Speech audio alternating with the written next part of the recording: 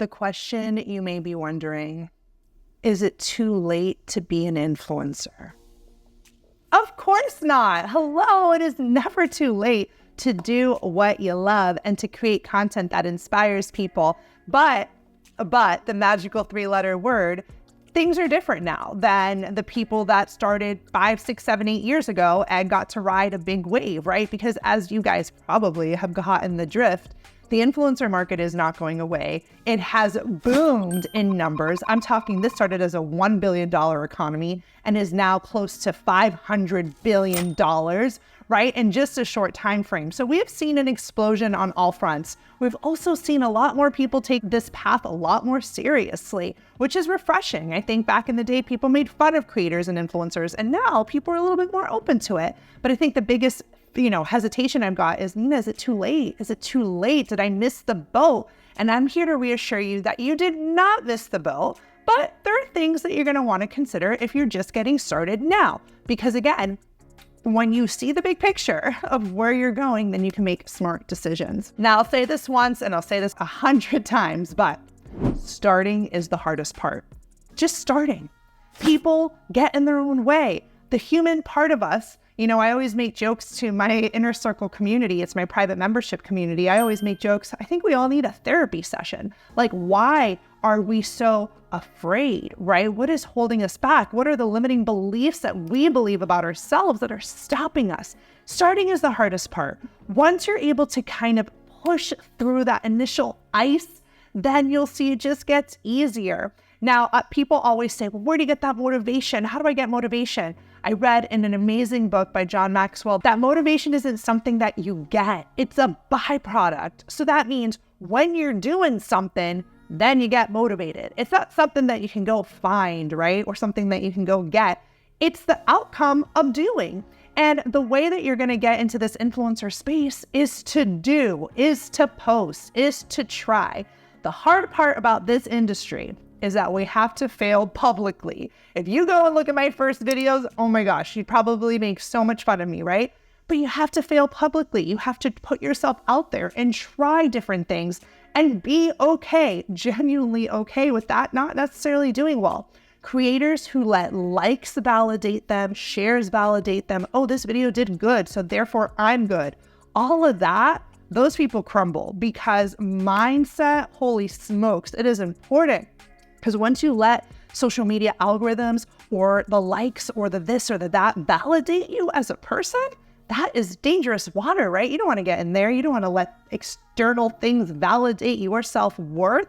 So it's important when you are, getting into this space, say goodbye to things like perfectionism. Say goodbye to things like, oh, this did well because it got likes and this didn't because it didn't. Overthinking is going to stop you. Perfectionism is going to stop you. Comparing yourself to others, oh my God, that's going to stop you. And one thing I always tell creators who are just getting started now is no one is born like a natural born influencer with an amazing skill set and 1 million followers. Doesn't happen, okay? The only way out is through. Like, you need to go through the trenches, right? You need to go through it. My daughter all the time, I want to be a great musician, but doesn't want to practice. Okay, well, like, where's the sense in that, right? Or I want to learn a new language, or I want to do anything. Anything in life that you want to do requires practice, right? An actual effort to making that dream become a reality. Also, a lot of creators, like, I ask them, dig deep. Why do you want to get into influencing? Is it for fame? Is it for money? Like, what's the bottom line? Again, the creators who come to me and say, I just love planes. I love talking about them. I love learning. Those are the people that have this passion where they want to talk about this all the time. They want to find like-minded people. They want to build community.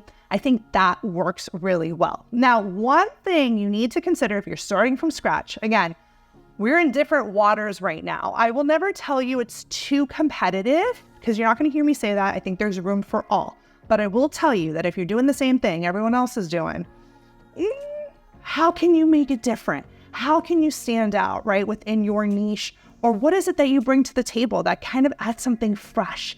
I love talking about that. I also want every single person that is just getting started to hear this and hear this like with clear, open ears. And this is my official stance. People ask me all the time, do you need a niche? Do you need a niche? I will tell you, if you are starting today, you need a niche. And I stand by that because people want to follow you for two big reasons. Value, right? You're giving them something, education. People want to follow for entertainment purposes, right? As well. So think about it. Like, would you follow yourself if you're posting a video on like your kids and then like cooking and then like your struggles with mental health and then it's all over the place? Why would a stranger in the small town want to follow you? Not your friends and family, the people who already love you. Why would a stranger want to follow you? So it's those niche accounts that tend to crush it because those are the accounts that people understand. Hey, I found your video from a random For You page, right? And I went back to your feed and everything makes sense. It's bingeable. I found a video of some comedic skit and I just go through it and it's all comedic. I'm like, oh, I love her style. She's so cool. Follow, right? But if I found a comedy clip and the mom is like super funny and then everything else is just all over, again, I'm not saying you need to be super robotic, but in the beginning, if you're looking to burst through and really build community and grow, you got to be laser focused because you're trying to find your people. And as they learn to love you and grow with you and build community with you, then you can jump into other spaces. I always tell people follow me on Sidewalker Daily on social media, and they know me as the influencer marketing girl. But as they get to really fall in love with my content, then they're like, oh, I'm curious about, if I was probably to launch something, I think I have enough people that really believe in me and my business that they would come with me in that phase of life, right? Not everyone. Some people are going to jump off. Think about yourself. What if you came to this channel for influencer marketing and then I had a video on makeup? You'd be like, what is she doing? Like, that's not what I want from her, right? So it's really important to just kind of be really clear on your niche when you are starting in the beginning. I'll live and die by that for at least for now anyways, because that is what I'm seeing just through the results of the creators I talk to. Those are the ones who are taking off because they're super clear on what it is they're creating content on. Another thing that you need to know is algorithms reward consistency. I want you to think of, let's just talk Google, okay? Just to give you a clear little mindset thing here. If you posted a blog article on Google every now and then, you're not very active, and Google's customer, us, goes and search something, why should Google rank you if you're not a dependable, credible source? They're not. They're going to rank the articles of people who are super consistent. It's like that on all social media channels. The algorithms know how active you are. If you just show up here and there, you're not dependable. You're not credible. The algorithm does not want to serve you to people because it thinks you're going to give up. It doesn't think that you're going to stick around, right? So it's not about posting every day. It's about being consistent in your posting to build trust and credibility amongst these platforms. Now, when it comes to thinking about getting into influencing, right, you also have to understand that by putting yourself out there in the public eye and failing publicly, which is scary, right? You also have to realize that your self-worth should not come from the strangers on the internet. And that's why I always tell creators, you need community, you need people that think like you, that can support you, that can be there for you through the ups and downs of your influencer business. One of the advice I always give creators who are starting is the importance of networking, collaborating with others, being outward, right? Networking isn't just always with people on the brand side. It's with other creators. It's making friends. It's engage with other creators' content. And that way they engage with you.